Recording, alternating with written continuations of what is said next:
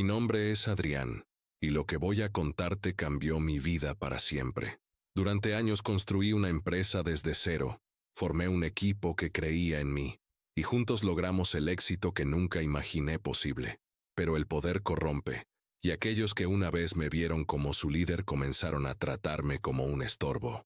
Lo que no sabían es que yo tenía un plan, y que sin mí, simplemente no eran nadie.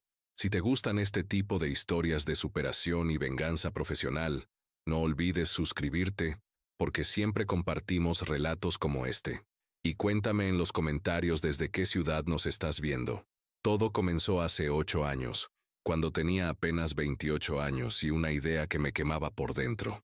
Trabajaba como analista en una empresa de consultoría mediocre, ganando lo justo para sobrevivir, pero mi mente bullía con una visión que sabía que podía revolucionar el mercado de software empresarial. La idea era simple pero genial: crear una plataforma que integrara todos los procesos de gestión de una empresa en un solo lugar, pero con inteligencia artificial que aprendiera de los patrones de cada negocio. Nadie estaba haciendo esto con la sofisticación que yo tenía en mente. Renuncié a mi trabajo estable y me lancé al vacío. Los primeros meses fueron un infierno. Dormía en el sofá de mi pequeño apartamento, comía fideos instantáneos y programaba 18 horas al día. Mis ahorros se evaporaron. Mi novia me dejó llamándome soñador irresponsable, y mis padres me suplicaban que volviera a buscar un trabajo normal. Pero yo tenía algo que ellos no podían ver: una visión clara del futuro. Después de 6 meses de trabajo solitario, tenía un prototipo funcional. Era rudimentario, pero funcionaba. Necesitaba ayuda, así que comencé a buscar personas talentosas que compartieran mi sueño. Fue entonces cuando conocí a Marco, un desarrollador brillante que trabajaba en una startup que estaba por quebrar. Le mostré mi prototipo y sus ojos se iluminaron. «Adrián, esto es revolucionario», me dijo. «Si logramos pulir esto, podríamos cambiar todo el mercado». Marco se convirtió en mi socio de facto, aunque oficialmente era mi empleado. Luego llegó Sofía, una genio del marketing digital que había sido despedida de su anterior trabajo por tener ideas demasiado innovadoras.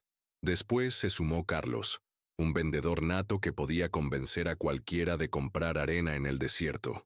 Pero aquí está el detalle crucial que nunca olvidaré.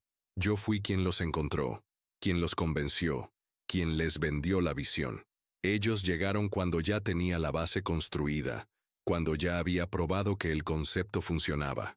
Yo había puesto las piedras fundamentales de lo que sería nuestro imperio. Durante el primer año, trabajamos como una familia.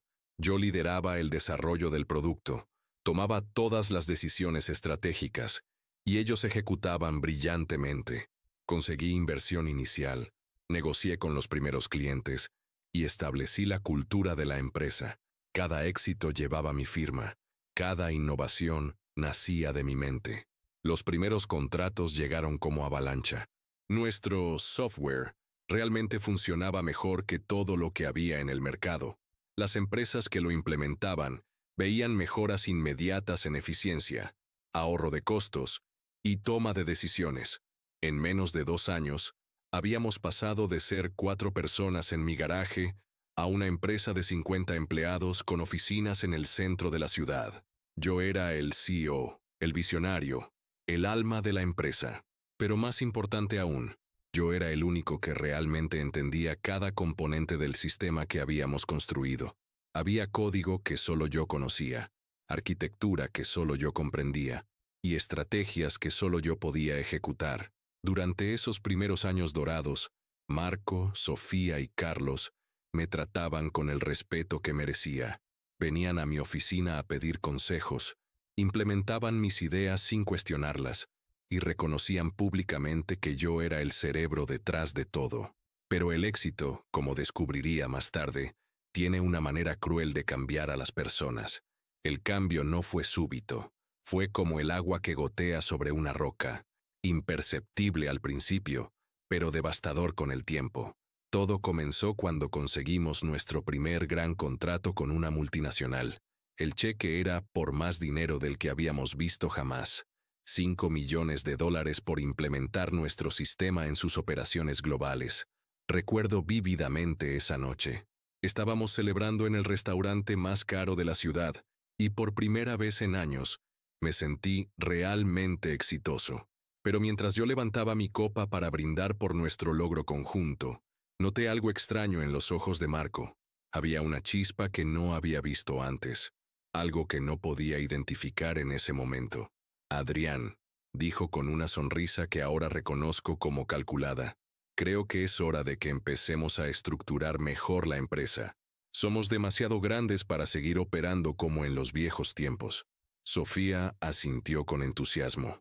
Marco tiene razón. Necesitamos departamentos más definidos, jerarquías más claras. No podemos seguir dependiendo de que tú tomes todas las decisiones. En ese momento pensé que era una sugerencia lógica. Después de todo, habíamos crecido rápidamente, y yo estaba agotado de manejar cada detalle. Quizás era hora de delegar más responsabilidades. ¡Qué idiota fui! Durante los siguientes meses implementamos la nueva estructura. Marco se convirtió en CTO, Sofía en CMO y Carlos en director de ventas. Yo mantuve mi título de CEO, pero comenzaron a surgir comités para tomar decisiones importantes. Comités donde mi voto era 1 entre 4. Al principio aún ganaba la mayoría de las votaciones, pero lentamente, muy lentamente, comenzaron a aliarse entre ellos.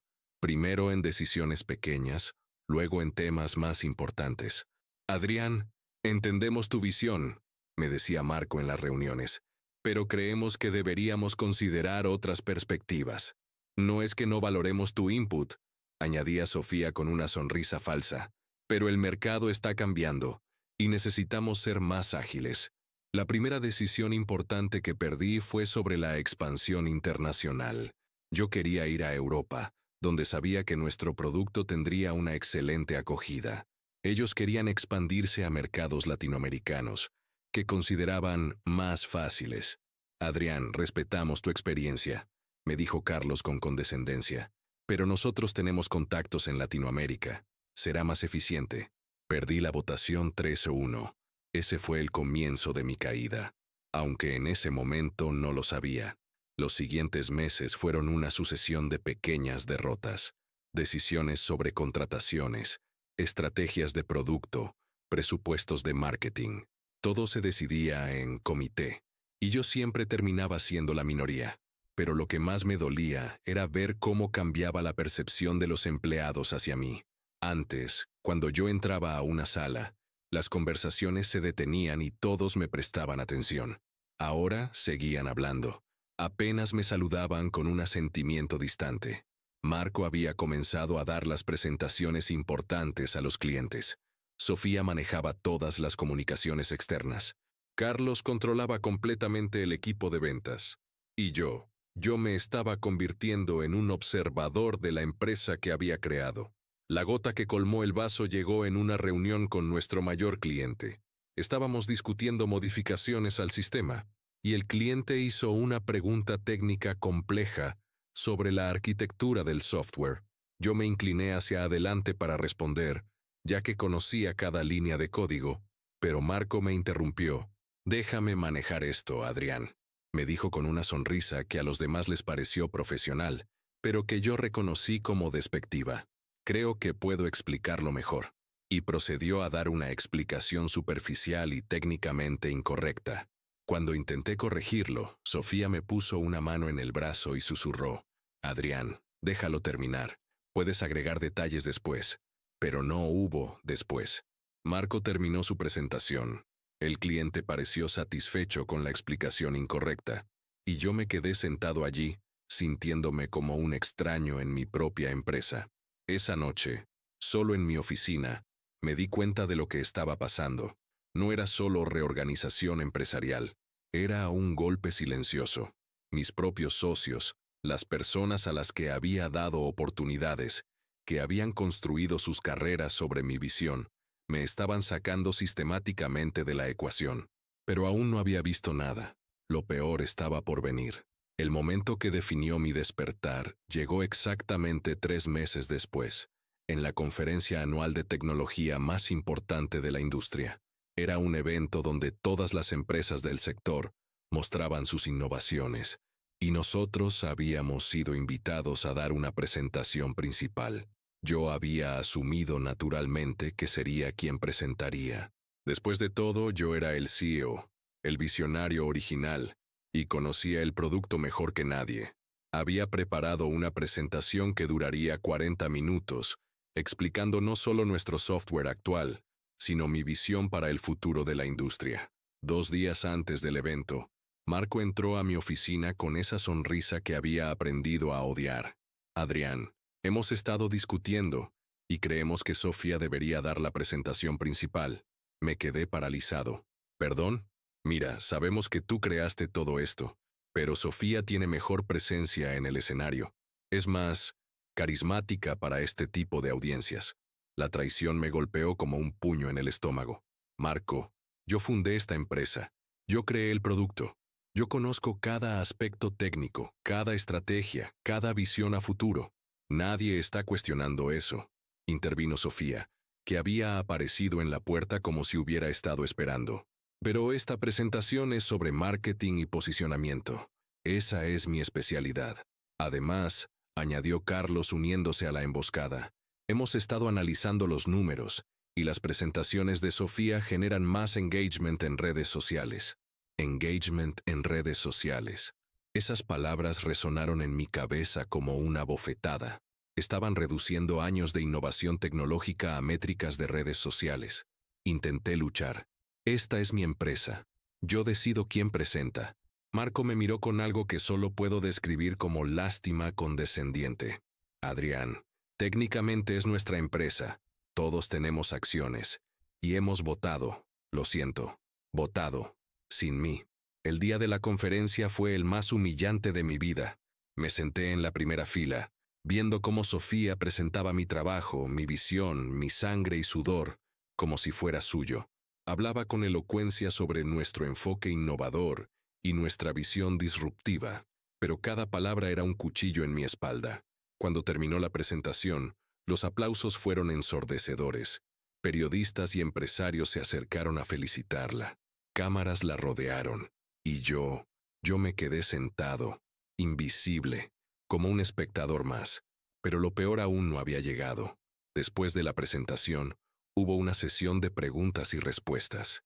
Un periodista prestigioso hizo una pregunta técnica profunda sobre los algoritmos de inteligencia artificial que habíamos implementado. Sofía tartamudeó, claramente sin idea de cómo responder. Yo me levanté instintivamente. Conocía la respuesta perfectamente. Había programado esos algoritmos yo mismo. Yo puedo responder eso, dije, acercándome al micrófono. Sofía me miró con pánico, pero no podía detenerme sin quedar mal públicamente. Comencé a explicar la arquitectura técnica, los desafíos que habíamos superado, las innovaciones que habíamos implementado. Por unos minutos, me sentí como antes. La audiencia estaba completamente absorta, haciendo preguntas de seguimiento, claramente impresionada por la profundidad técnica de mi respuesta. Pero entonces, Marco subió al escenario. Gracias, Adrián, dijo tomando el micrófono con una sonrisa que parecía profesional, pero que yo sabía era calculada. Adrián es nuestro consultor técnico senior. Tiene un conocimiento profundo del sistema original. Consultor técnico senior, en mi propia empresa, describiendo mi propio trabajo. La audiencia asintió educadamente, y las preguntas se dirigieron de vuelta a Sofía. Yo me quedé parado allí, sintiéndome completamente humillado, completamente invisible. Esa noche, en mi habitación del hotel, tomé una decisión que cambiaría todo. No iba a quedarme de brazos cruzados viendo cómo destruían lo que había construido. No iba a permitir que me trataran como un empleado más en la empresa que había nacido de mi mente. Mi sacrificio, mi visión, iba a demostrarles que sin mí no eran nadie. Los siguientes 3 meses fueron los más difíciles de mi vida, pero también los más determinantes. Mientras Marco, Sofía y Carlos celebraban el éxito de la conferencia y planificaban su siguiente movimiento para marginarme aún más, Yo trabajaba en silencio en mi verdadero plan maestro. Verás, tenían una ventaja. Habían logrado aislarme políticamente dentro de la empresa. Pero yo tenía algo que ellos nunca podrían quitarme: conocimiento. Conocimiento profundo, técnico, estratégico. Conocimiento que había adquirido durante años de construir esta empresa desde cero. Mi plan tenía 3 fases. Fase 1. Documentación completa. Durante semanas, trabajé después de horas documentando meticulosamente cada aspecto crítico del sistema. No solo el código, sino las decisiones de arquitectura, las razones detrás de cada implementación, los problemas que habíamos resuelto y cómo los habíamos resuelto. Pero más importante aún, documenté cada debilidad, cada dependencia crítica, cada punto de falla que solo yo conocía. Había secciones del código que eran tan complejas que solo yo entendía completamente. Había integraciones con sistemas externos que dependían de configuraciones específicas que solo yo había implementado. Fase 2. Crear contingencias. Implementé silenciosamente lo que en términos técnicos llamaríamos interruptores de emergencia. No eran maliciosos, no eran destructivos, pero eran efectivos. Modificaciones sutiles que harían que el sistema funcionara perfectamente, mientras yo estuviera allí para mantenerlo. Cambié contraseñas de sistemas críticos. Modifiqué configuraciones que requerían mi intervención manual para funcionar correctamente. Y creé dependencias que parecían normales, pero que en realidad requerían mi conocimiento específico para resolver. Fase 3. La salida estratégica. Sabía que no podía simplemente renunciar. Eso les daría tiempo para reaccionar, para intentar reemplazarme, para minimizar el impacto. Necesitaba una salida que fuera imposible de ignorar. La oportunidad llegó cuando nuestro cliente más importante, la multinacional con el contrato de 5 millones, reportó problemas críticos en el sistema, errores extraños que nadie más podía resolver, exactamente como había planeado. Marco vino a mi oficina, por primera vez en meses sin esa sonrisa condescendiente. Se veía preocupado, casi desesperado. Adrián, necesitamos que mires esto. El sistema de Global Tech está fallando de maneras que no entendemos. ¿No pueden resolverlo Marco y el equipo técnico? Pregunté con fingida inocencia. Hemos intentado todo. Parece ser algo relacionado con la arquitectura base del sistema. Sonreí internamente. Por supuesto que era algo relacionado con la arquitectura base. Yo había diseñado esa arquitectura. Dame unos días para analizarlo, le dije. Durante esos días, fingí trabajar intensamente en el problema. Llegaba temprano, me quedaba hasta tarde. Parecía completamente enfocado en encontrar la solución. Mientras tanto, estaba finalizando los detalles de mi plan, porque lo que Marco, Sofía y Carlos no sabían es que yo ya había decidido irme. Pero no me iría como un empleado despedido. Me iría como el creador indispensable que les demostraría su verdadero valor. El viernes por la tarde, envié un correo electrónico a los 3. El asunto era simple: renuncia efectiva inmediata. El contenido era aún más simple. Estimados socios, después de mucha reflexión, he decidido que es hora de seguir nuevos caminos. Mi renuncia como CEO y empleado de la empresa es efectiva inmediatamente. He dejado toda la documentación técnica que pude preparar en el servidor compartido. Espero que sea suficiente para mantener las operaciones. Les deseo lo mejor en sus futuros proyectos. Adrián, 5 minutos después de enviar el correo, apagué mi computadora, recogí mis cosas personales y salí de la oficina por última vez. Mi teléfono comenzó a sonar inmediatamente. Primero Marco, luego Sofía, luego Carlos. No respondí ninguna llamada. Era viernes a las 6 p.m. Tenían todo el fin de semana para descubrir qué tan dispensable creían que era yo. El lunes por la mañana, mi teléfono no paró de sonar. El lunes por la mañana, exactamente a las 7:30 a.m., recibí la primera llamada. Era Marco, y por primera vez desde que lo conocía, su voz sonaba genuinamente desesperada. Adrián, por favor, necesitamos hablar. Ha pasado algo terrible. No respondí. Dejé que fuera al buzón de voz. A las 8:00 a.m., Sofía. Su mensaje fue aún más revelador. Adrián, sé que las cosas no han estado bien entre nosotros últimamente, pero necesitamos tu ayuda urgentemente. El sistema de Global Tech se ha caído completamente, y no podemos encontrar la causa. Por favor, llámame. A las 8:30, Carlos. Adrián, hombre, sé que tienes razones para estar molesto, pero esto es más grande que nuestros problemas personales. La empresa está en crisis. Necesitamos que vuelvas, aunque sea temporalmente. Pero la llamada que realmente disfruté fue la de las 9:15 a.m. Era el número de la recepción de la empresa, lo que significaba que estaban tan desesperados que habían pedido a la recepcionista que me llamara.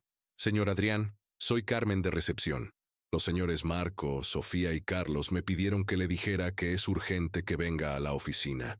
Dice que es una emergencia. Finalmente respondí esa llamada. Carmen, diles que estoy en una reunión muy importante y que no puedo ir hoy. Que intenten resolverlo ellos mismos.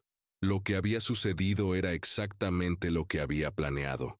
Mi salida había activado una cascada de fallas en el sistema. No eran fallas maliciosas, sino consecuencias naturales de remover al único person que realmente entendía la arquitectura completa del software. Las configuraciones que yo mantenía personalmente comenzaron a fallar. Los sistemas que dependían de mi supervisión directa empezaron a mostrar errores. Los procesos que yo había optimizado a lo largo de los años comenzaron a degradarse. Pero lo más importante, el cliente de $5 millones, Global Tech, no podía usar el sistema en absoluto. Durante la semana siguiente, dejé que se cocinaran en su propio jugo. Cada día recibía llamadas más desesperadas. Incluso intentaron llegar a mi apartamento, pero yo había cambiado las cerraduras y me había tomado unas vacaciones en un hotel. El miércoles recibí una llamada de un número que no reconocía. Era el CEO de Global Tech.